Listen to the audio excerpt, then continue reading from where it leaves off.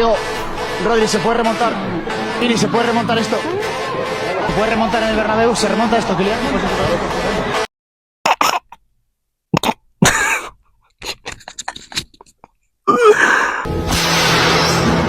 Well, how did that go?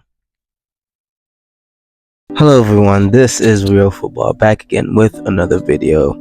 And yes, I'm here to talk about that amazing game that happened what day was it? Well, weeks ago. A week ago? 2 weeks ago. Yeah, I'm sorry. But yes, that awesome thrilling game, I would say the best game in the Champions League so far, to be honest. Well, okay, not the best, but it was pretty entertaining. And the way how Arsenal defied the odds, the way how Arsenal literally stopped a Canada event from happening has to be talked about. And hats off to Arsenal, even though, yeah, I'm a Liverpool fan, but they've put in the work, they've come through, and they've done the business without any interruptions, any mess-ups or mishaps or anything. They've done the job, and now they're through to the semifinals for the first time in so long, so many years, since the last time they beat Madrid in the Champions League. So yeah, I'm sorry for not posting in a while. Yeah, there's so much things that has been happening now. I moved out, and me and my girlfriend moved in and everything. So yeah, it's a new chapter in my life, and now I'm comfortable, and now I decided to make this video for y'all. I miss y'all. I know y'all miss me. It's okay to miss me. I miss y'all too. It hurts so bad to just know that y'all are over there and I'm over here, and I couldn't please y'all, and now I'm back and better than ever. I've said that so many times, but your boy's back, and yeah, let's get into the video. So to be honest, Arsenal's recent form was devastating, including a back-to-back draw, and in the Premier League they're not struggling, they are doing well, they are second, but they're not Liverpool or anything. They can't catch Liverpool. Liverpool only need one more win, and we're champions. But yeah,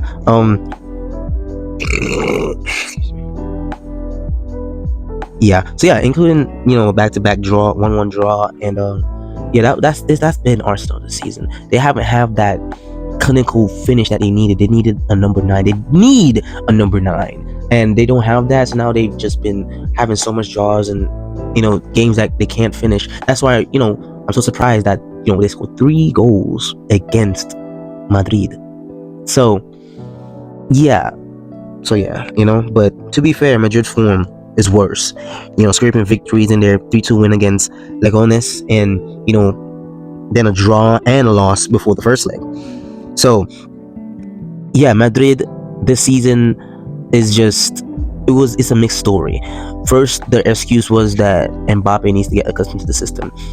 Mbappe is accustomed to the system now they're have injury issues, which they are having injury issues, not gonna lie. They were playing Chouameni center back for some of the seasons, and and they were playing Valverde at right back, and so yes, indeed they did have some injuries, but even when everybody is fit, they still struggle for some reason, and I know why they struggle, because, well, okay, you can't really say attacking wise, because attacking wise they're really great, even though they still have that missing piece that they need, that Toni Kroos, that control in midfield. Modric is too slow. I don't know if y'all saw in the Arsenal game, they were running at Modric so much because they know they could get past him because he's so old and he doesn't have that pace anymore.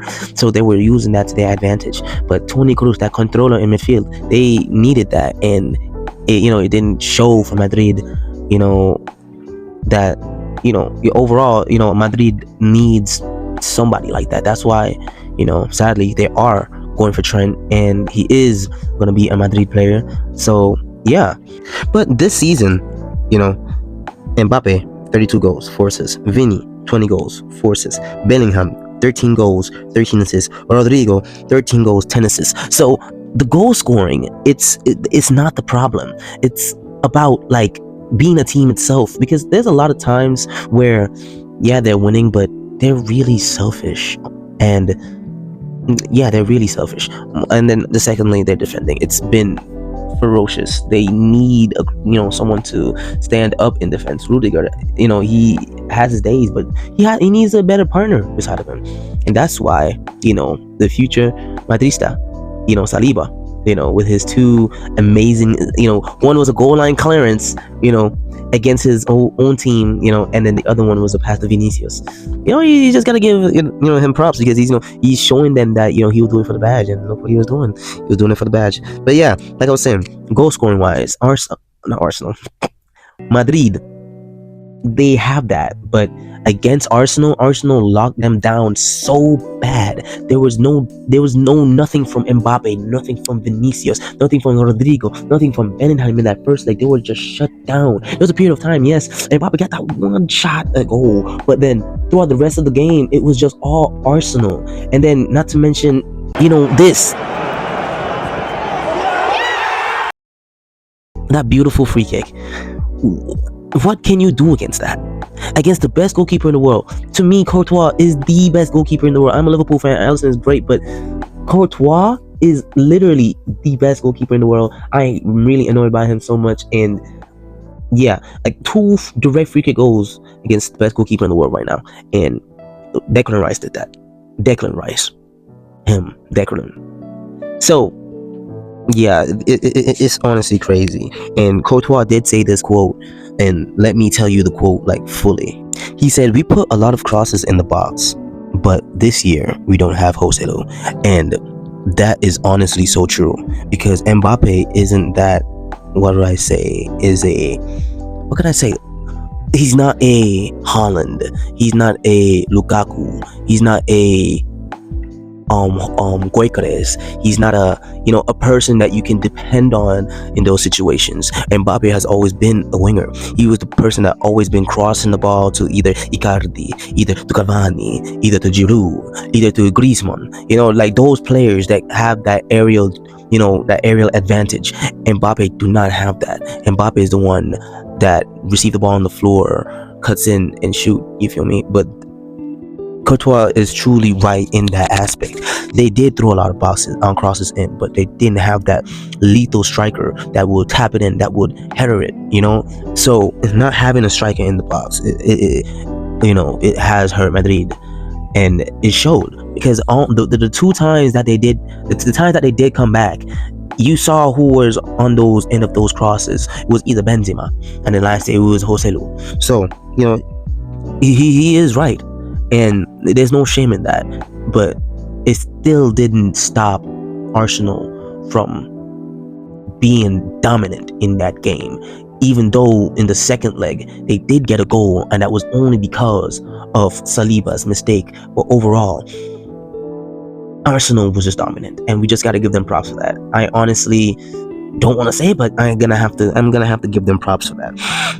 And now, still, Arsenal is unbeaten against Madrid with 2 wins and 1 draw, including a win at the Bernabeu, which is a crazy stat. Who can, like Arsenal have that flex to say, I am unbeaten at your ground. I have a draw and a win. Like, that is so crazy. And again, gotta give props to Arsenal. They deserve to be where they're at right now, and I really hope that they go all the way through. I know they might not win it, but they do have the defensive capability to win it, because right now, Arsenal's top scorer in the Premier League is Kai Havertz. So, yeah, he's been injured since February, and no one really has stepped up since Saka had that injury that kept him out for a while.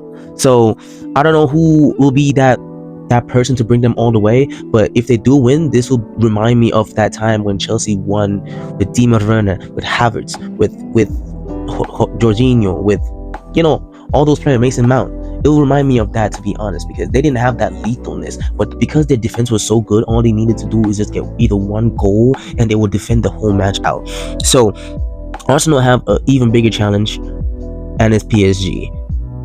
And it's crazy to say, because Mbappe left PSG, go to Madrid to win the Champions League, and he got kicked out, and now the same team that he lost to is going against his former team now, that could potentially go to another final if they beat Arsenal.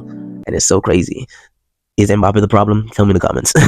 But yeah, it's a bigger problem for Arsenal, because now they're gonna go against Kvaratskhelia, Dembele, and either Duhe or Barcola. And those players have been so vital for PSG.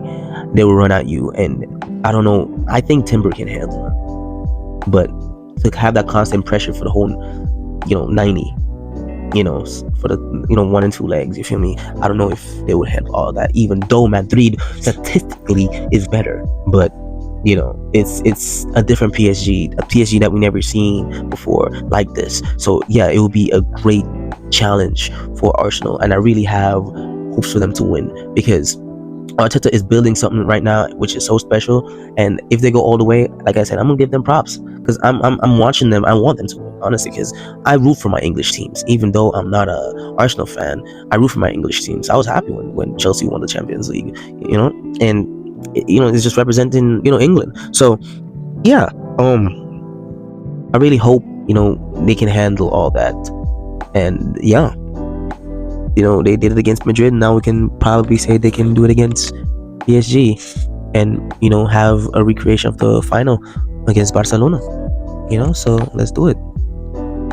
And yeah, that will include the video for today. And yeah, it's a pretty short video, I would say, but I really wanted to do this video to get back on track and get back into working again on my videos because I love ranting and I love talking about football.